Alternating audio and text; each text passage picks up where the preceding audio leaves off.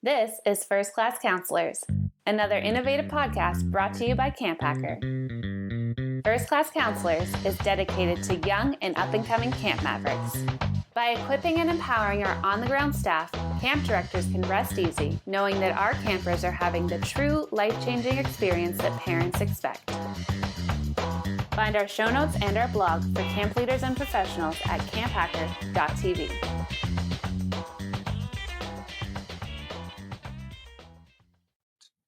Welcome to First Class Counselors, where we give camp counselors insider tips and advice on how to make a camper summer the best it can be.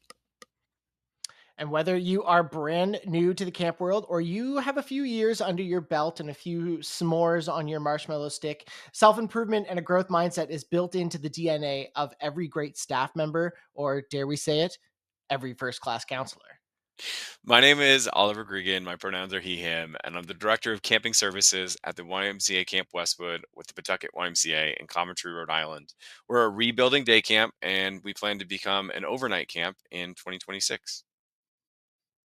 And my name is Matt Wilfred, he, him, and I'm the executive producer of podcasting and a consultant with Go Camp Pro. And Oliver, we are back, baby! Woohoo! Feels like so long, but we're busy people. We have busy lives now. We have a few more gray hairs on our head. No, it's been a little while since we've been counselors, but we're still not separating ourselves from camp. We still love it so much, and we just want to keep talking about it. We're Yeah. excited for a new season to start and help all you new counselors or old counselors get ready for this upcoming summer in 2025. And if you have been a follower of First Class Counselors, welcome back. We're glad that you're sticking with us through this kind of weird release schedule. I don't think we've released an episode in the last couple months, but we're here. We're still thinking about First Class Counselors. As Oliver said, we're busy. I've got a little kiddo at home now, and Oliver is running trainings and day camp and thinking about overnight camp. We are still invested in this, and we're still going to be putting out episodes, but forgive us if we're a little irregular at the moment. It's a good call to action and an opportunity to let people know that we are looking for someone to join our hosting team. Not only someone to help corral Oliver and my brains, but someone who is going to add a lot of value to the conversation about helping counselors. If you are a younger camp professional, we recognize that Oliver and I are two cis white guys talking about camp, and we're in our 30s now talking about camp counselor stuff. So if you bring a different perspective to the conversation, a day camp perspective, a perspective of someone who maybe didn't grow up at camp and didn't live, breathe camp like Oliver and I did for a long time, we'd be welcome to have you. So if you're interested, please send me an email. It's Matt, M-A-T-T, at gocamp.pro. Matt at gocamp.pro. All right, let's get started with today's topic. We want to talk about something that is pretty prevalent early on in the beginning of the year. You start a new year, camps are going to start posting jobs and you're going to start applying. You are going to hopefully get one of these wonderful jobs at a summer camp this year. For many staff, camp is your first job, whether you were going to camp for a really long time and now it's finally your time to become employed, or you are somebody who wants to work with children and thought camp might be a really great place to do that. Camp is going to be one of that places. So it means learning some of the basics about being accountable and making it to work on time, even if work is 100 yards to the dining hall in the morning. You'd be surprised how late some staff can be when they have 10 kids they got to carry with them, or even worse, program staff who just didn't want to get out of bed that morning. There's a certain amount of professionalism that comes with being a counselor. We want to talk about that today, whether it's working with others or learning about prioritizing camp and what that means, the cost benefit analysis of everything that you get into with it. You want to get paid for what you do, you want to enjoy the work you do, and you want to walk away with skills and experience that makes it valuable for your next employer. And what does that look like at camp is what we're going to talk about today. Yeah, so if this is your first experience into the workforce, or you haven't had a job quite like this before, there's no job quite like working at summer camp. It's tough for a lot of reasons, and Oliver and I, as camp directors or past camp directors, we've seen it be a bit of a tough transition for someone who isn't knowing what to expect. And that's a lot of what we do about this podcast. Reference a couple episodes that you should definitely check out alongside this one. This is the basic expectation setting, because it's hard, right? If you were a camper at the camp that you're about to work at, it's hard. You may know the camp by now, but you're transitioning out of that role from being a camper when the experience is for you. Everything is designed for your enjoyment and your experience and your growth. And now, as a staff member, that comes second. I'm a big believer in, Oliver, I know you are too, the way you run your camp is that you want the staff experience to be great. But ultimately, what we do is for the campers. And that is a tough transition on its own. If you're brand new to camp, it's also hard because you are stepping into such a weird, brand new world. Check out our episode. I think I called it Is This a Cult? Where Oliver and I break down the hidden curriculum and the like what the heck does it mean to work at camp kind of thing. But this episode we're going to specifically talk about like just getting ready, expectations set. So we're going to cover onboarding, what to do during the onboarding process to make sure you are ready to go, how to prioritize camp in your schedule and why that's really important. And we definitely need to talk about it because it's a struggle we see from new staff members. I think it's going to be a good one. Oliver, let's dig in. Let's do it.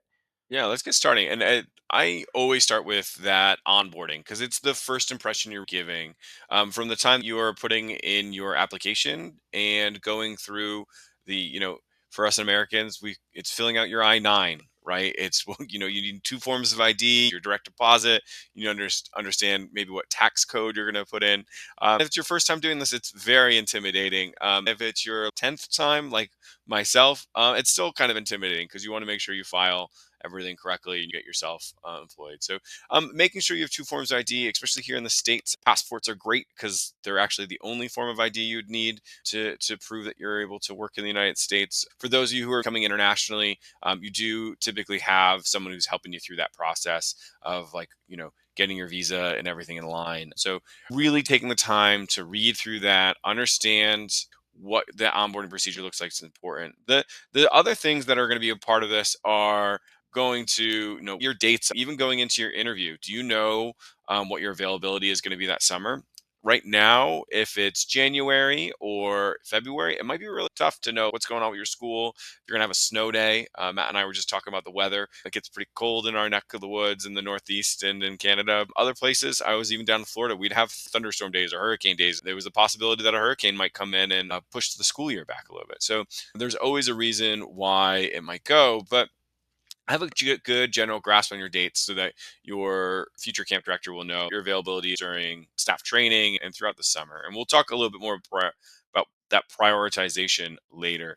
The other thing is getting yourself prepared. If you get the job, make sure that you're asking for the staff handbook early. If you haven't done it before the interview, review the website, understand the programs, and take a look at the social media. The social media is a really good indicator of what that camp is going to be like when you get there. Obviously, it's a little different. They're trying to show off themselves a little bit, maybe play a character in the videos and have some fun. But you're going to be able to see things like the site if you haven't been out there before. And with that being said, if you have a chance to get Mhm. out to camp before summer starts, even to get a tour with the camp director, figure out what their open house dates are. If you've never been there, get out there.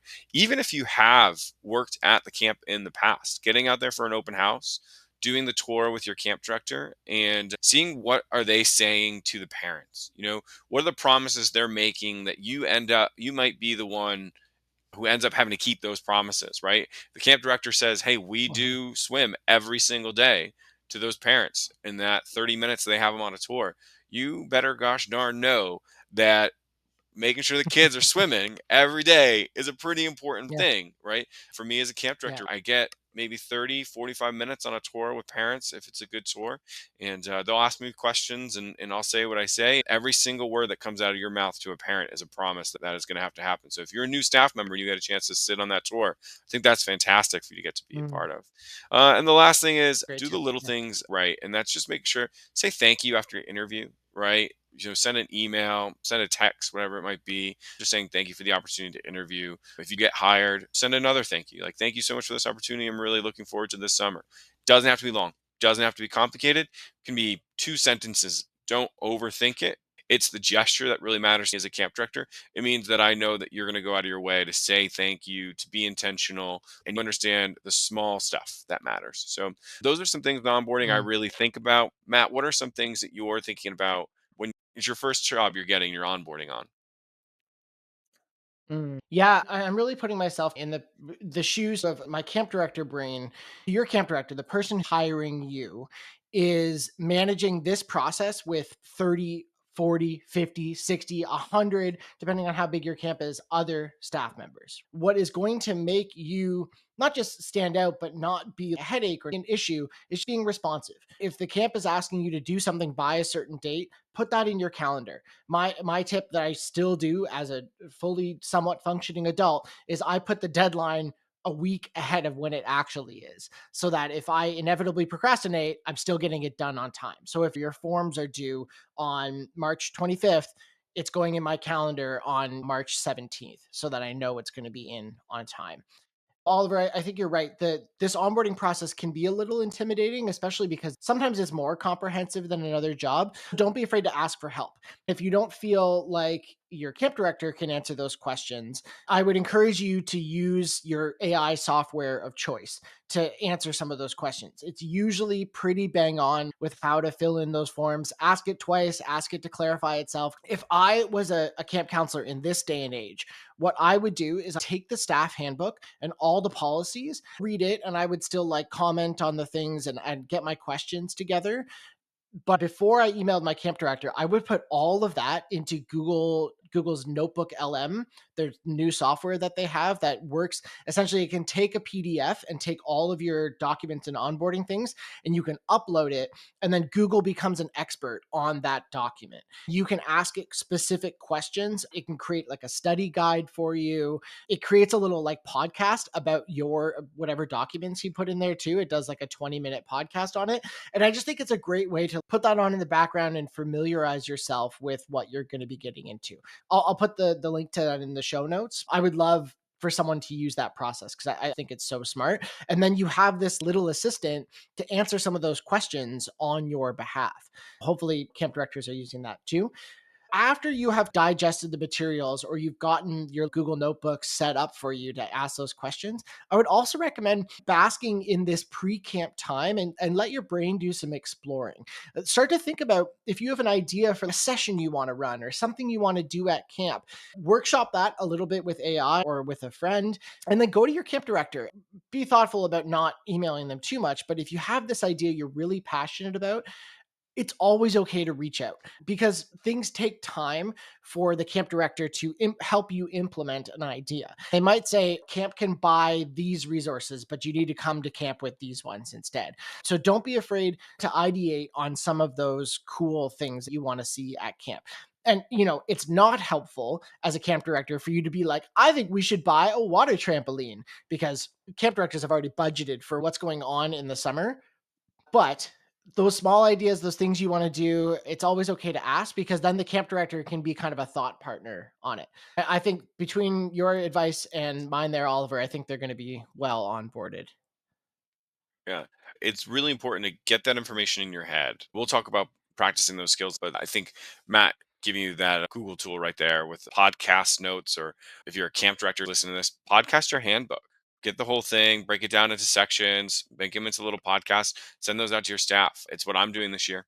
I found a different application to do it than Google, but I'm excited to present that to my staff and make sure they can learn in a different way that may be a little bit more modernized for them. But let's talk a little bit about prioritizing camp in your schedule. This has actually been a huge conversation with a lot of camp director friends of mine, and I think it's a pretty big thing in our industry. Summer camp is a job first and foremost, right? Unless it is a volunteer opportunity that you're taking, which some camps are, you are going to be paid to do this. And what does it mean to have a job? What does it mean to prioritize that? It means that this kind of has to take precedence over other priorities in your life, right? So this means that, hey, look, I have a job. That means the concert or the festival in the middle of summer comes second, right? I have to work my schedule around those things if I want it.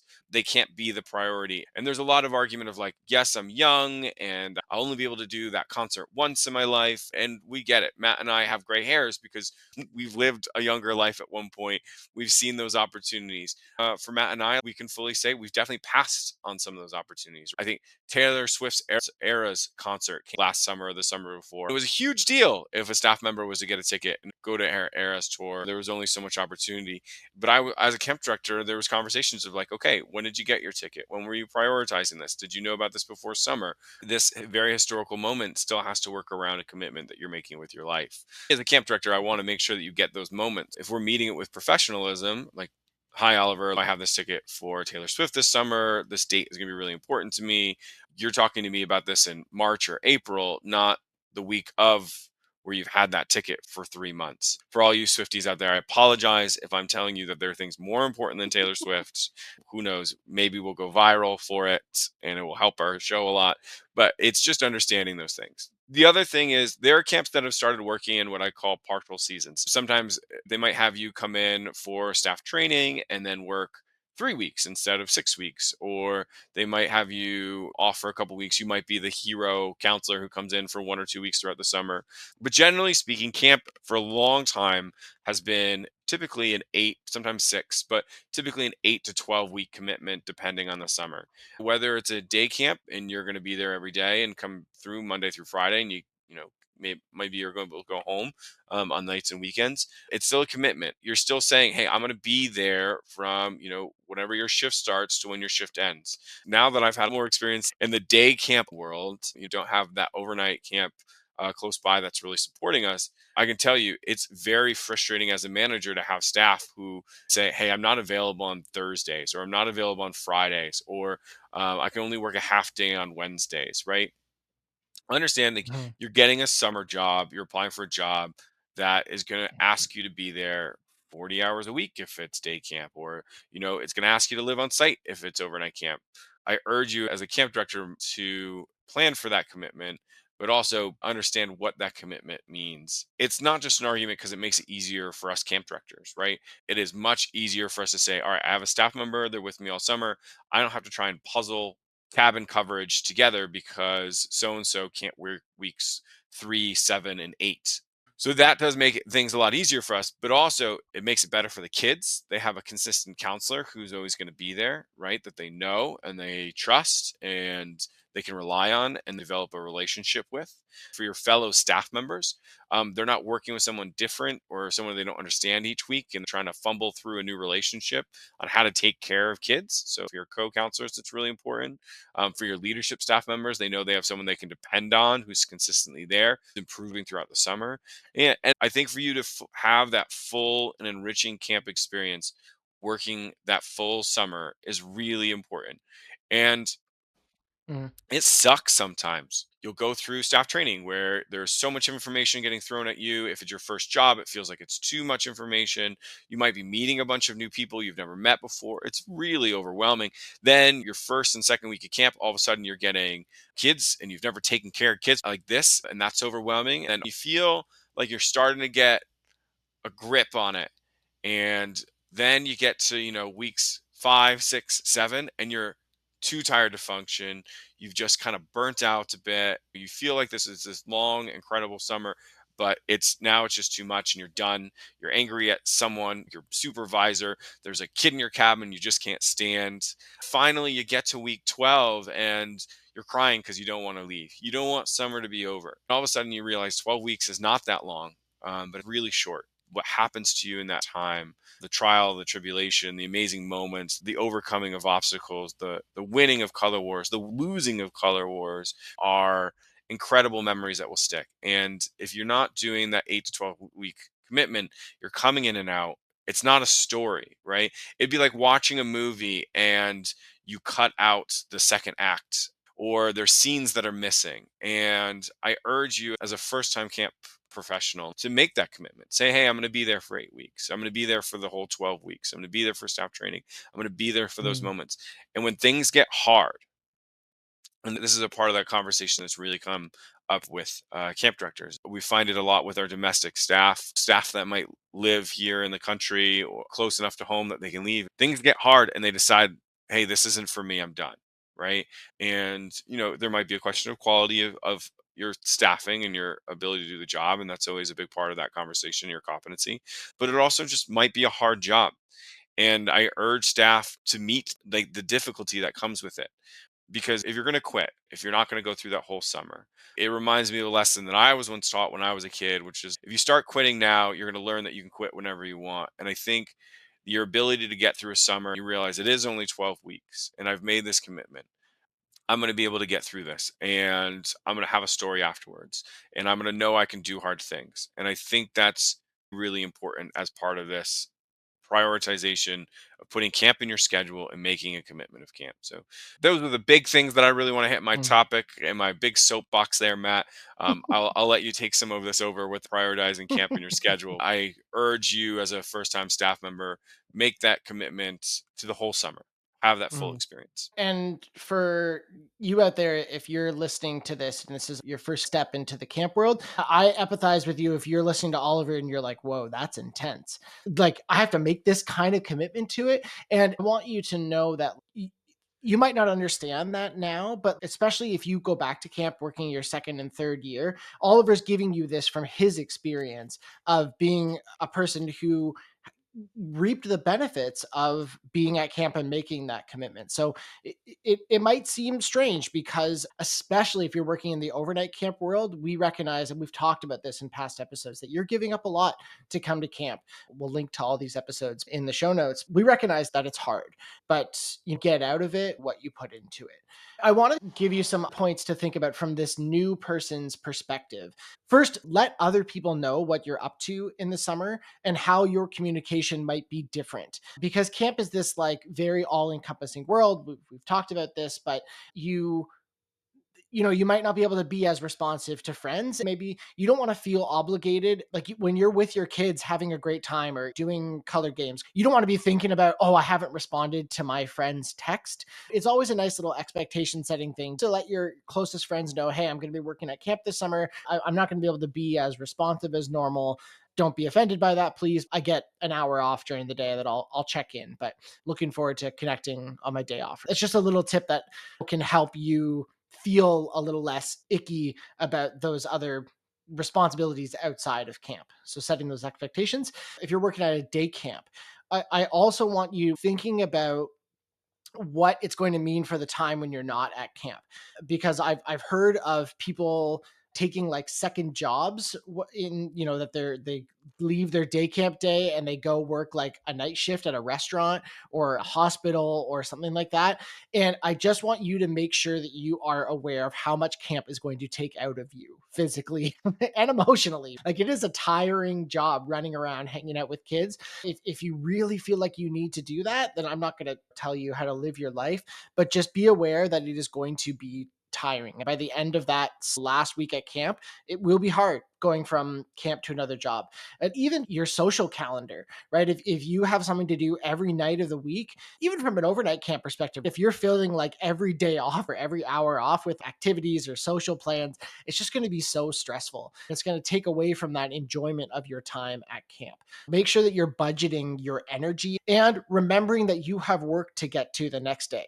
Oliver said it, camp is ultimately a job and you have responsibility for taking care of kids. You're in a position of trust and safety with kids. If you are going out on a Thursday night and you have camp the next day and you're coming to camp hungover from the night before, that is a huge no, because you're not giving the campers this kind of attention and safety considerations that they deserve and that their parents expect when they're sending their kids to camp. So just make sure that you are ready for what that's going to mean, especially from a day camp perspective. And then the last thing, Oliver, you talked about the idea of like, don't quit. When things get hard, don't quit. And I think sometimes, whether it be true or not, a stereotype of this generation of Gen Z or maybe Gen Alpha, I don't know, but it very much feels like I can be at work or I can not be at work. There's a bit of flippancy, I guess might be the word, of like what being an employment means. And I'm not here to condemn that mindset, because I've been in jobs that I don't like. When things get hard, sometimes I think about like, oh, I really wish I wasn't here to do this. There's not an obligation from your perspective to stay and do that. Ultimately, we need staff members there to run our camps, to take care of the kids. We need ratios that we need to meet. And we don't want you to be unhappy at your job. So, I think we should do, Oliver, a whole episode on like, please don't quit. But that is also a two-way street and a two-way obligation. Your reliability and the things that we're expecting from you is something that we are going to like be seeing. And more camps are doing this thing where, even though we're in a staffing crisis, I think we're starting to get away from that, are over hiring because they know that some people are actually going to quit. A lot of states in the US are what's called at will employment. Camps don't necessarily have to give you a reason they're letting you go. Am I being too spicy here? I want to make sure I'm being real with staff. No, I think being a little bit spicy is important because you are being employed. And if this is your first job, you might not fully understand what that is. If you're at a counselor level and you're frustrated and you think we should get paid more, I think we should have different hours. I can come up with 1,000 things for why my job is not worth it. In fact, I think a lot of people can do this. Like that's not that doesn't mean that the job is a bad job. Mhm. When you are accepting a job, I think you need to get under the understanding that, like, do I think that this job is important? Yeah, I think taking care of kids and giving them a summer camp experience is important. That has to take priority over thinking like, well, I should be paid $100,000 a year to be a counselor, right?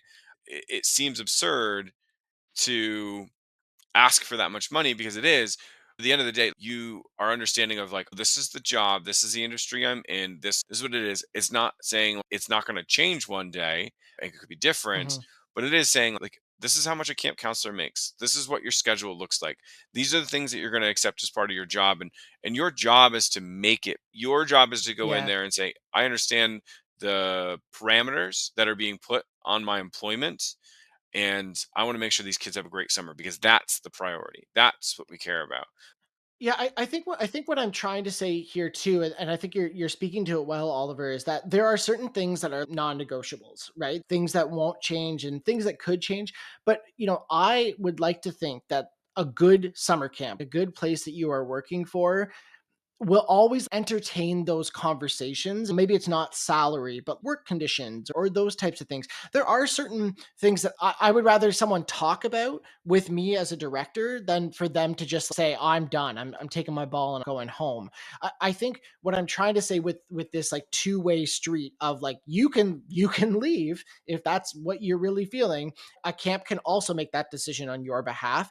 But what I hope for from really good summer camps out there, and I hope that you, listener, work at a camp like this, is that it's worth having those conversations on both streets, right? You can talk to your direct support or supervisor and say, hey, I'm having trouble with this. Can we work on this together? Whether it be the work conditions, whether it be you feeling comfortable or happy in your job. And that an employer should be able to come to you and say, hey, I want to work on these things with you. I'm noticing this. And it's not always going to be perfect. Those conversations are super weighted and they can feel really icky. But I would hope that camp is a bit of a different way of employment, that we're not just, McDonald's, where we're going to let you go for no reason because we're an at will state and we legally are allowed to just let you go without giving you cause. And I would hope that you as an employee, like, there's a bit of that reciprocity, that you're willing to invest yourself a little bit more and live with that discomfort a little bit more. It's not easy, but I wish that I knew that as a camp counselor. This could be a bit different of a work experience. And eventually I learned that. I hope that helps people as they prepare for this different job. Yeah. I think we could have a whole episode called Don't Quit, right? About why camp is challenging it and what you get out of it at the end of the day. But before we get carried away, this will be part one, and we'll move on and get some more things done here for part two about what it's like having that first time job. But right now, we're going to get our show to the end with what we kind of always do, which is this wonderful thing called Eggle Time. And it's ever growing, ever learning. It's a trick, a tip, a game, or song for counselors to use to be better every day. So I'll open mine up. I'm keeping it real simple today. We just went through the holiday season, and I have done it before in camp, but I think it's a wonderful thing. It's the Secret Santa. Everyone gets a name of another counselor, and you get to do a small gift. I know I've talked about the Make My Day book before on the show, so that's something I can probably find the show notes for, or get a link to put in there for you guys. But that's a great resource for the Secret Santa. At some point in the summer, if somebody ends up getting a couple of small gifts from another counselor, is really all it is. You find out what maybe that person enjoys as far as a candy, and it ends up in their mailbox. Maybe you write them a really great letter about how great they're doing that summer. It's free. It's a little bit of paper and a pencil and some time one night when the kids go to bed. These things can have a huge impact on how someone's having a great summer. I also encourage you to do this even if it's not an organized function. Like that letter or that candy or that Secret Santa, when it's not on demand, right? When it's not being forced by the powers that be, it's not that leadership staff member or that, that go-getter counselor who's just like, we should do Secret Santa. You do this on your own, and you do it because you notice the work that somebody else is doing, or that somebody needs that pick me up, right? Secret Santa can be any of that time. And I think it's just a wonderful way to make sure that other people feel appreciation throughout the summer. It's a simple one. You probably already know it, but it's just giving small gifts to people who don't know where they're coming from. If you keep it that simple, you can make a really big impact on someone's day and maybe on their summer. Super fun. You don't have to wait for it to be this big organized thing. It's fun when it's organized. And camp directors who are listening, my biggest tip for Secret Santa is don't do it yourself as the director. Go to the person who is really interconnected socially with the staff. If you have a staffing director or a head counselor who's also helping out with other people, I let them do the pairings for those, because then they're like, oh, this person's going to make a sweet gift for this person because they've connected to them. And then, making one throughout the summer, they have time to do something special. But there's never a reason as a counselor why you can't just notice someone and appreciate them. It will just build morale from the inside. So really, really good suggestion. My EGL, and for those of you listening, EGL, ever growing, ever learning. It's an acronym. Get it? EGEL. My EGL for this episode is a board game that I got. Well, it's not a board game, but it's a game that I got from Travis Allison, who runs the Camp Hacker podcast. He's also one of the co-founders of Go Camp Pro, and him and I share a mutual love of games. And he got me this role-playing game called For the Queen. I'll put the link to it in the show notes. When I go to camp and volunteer this summer, I will have that in my backpack, because as a director, I'm always looking for what is a meaningful way I can spend an hour with kids that takes very little prep and program time. So For the Queen is a role-playing game that I think would be really great. It could be for any ages, but I think middle school, high school, kids who are interested in the dramatics of things, they're going to be invested in that time together. So this is the perfect time for a choice session where kids are choosing to come and they're going to be invested in it. I wouldn't run this game and just tell kids that they have to do it, because it takes a little bit of creativity and it could be derailed really easily by someone who's too cool for school. But essentially, it's a card game where you have a stack of cards, you go around and pull one card at a time. The whole premise is that you are the envoy of a queen, leading the queen from point A to point B. And the queen on the cards, there's a bunch of different queens that you can choose from, which help you establish the setting of the story. But one by one, you create the story together. Nothing else is predetermined. The setting isn't who your characters are. It's just a storytelling game. Very open ended. It's a great way to have some conversation without needing the visuals. You could do it laying down in a circle in the grass and just playing together. So I recommend it. I'll put the link in the show notes to, there's a great YouTube video of the creators playing it, and they take it in a really fun direction. So For the Queen is my EGL. Sounds like a great staff training game to incorporate buy-in, enthusiasm into your camp staff. So, oh, I love the EGL. All right, and I don't think we ever said that it was an acronym. I think I've just, for all these episodes, just been like, it's time for EGL, ever growing, ever learning. People, oh man, we probably. Well, congratulations, everybody! You finally figured out it's an acronym. If you enjoyed today's show, we'd be so grateful if you left us a review wherever you're listening to this podcast. Your ratings and reviews not only help us know what you like or don't like about the show, but they also boost our ranking and help more people discover the show. Yeah, share it with a friend. We love all of the reception. I've gotten a couple emails over the last year being like, "Hey, Matt, Oliver, are you guys gonna do some more shows?" Your feedback and ideas for topics are great. So please reach out if you're interested in joining us as a guest or a co-host. Matt at gocamp.pro. You can find all of our show notes at gocamp.pro/FCC. We'll put all the links in the show notes of this episode, so please check those out. We'd be grateful for any and all feedback. Yeah, we'll have more shows to come for sure. Matt and I are just, he's growing a human and I'm growing a camp. So, we're doing our things, but we'll be excited to talk to you guys more about all the wonderful things that are going on with Go Camp Pro and our podcast here. So remember, thanks for listening, friends. And camp is camp and camp is all good. First Class Counselors is brought to you by Beth and Travis Allison, Summer Camp Leadership Training and Marketing Consultants. Thanks for listening, friends. Hey Camp Pros, we love that our industry is built on sharing. In order to foster that spirit, we hope that whenever you share an idea that you learned from the Camp Hacker podcast, conference, Summer Camp Professionals group, or wherever else, that you're quick to give credit where credit is due. That way, we can all encourage more Camp Pros to share the tips and tricks that will make camp better.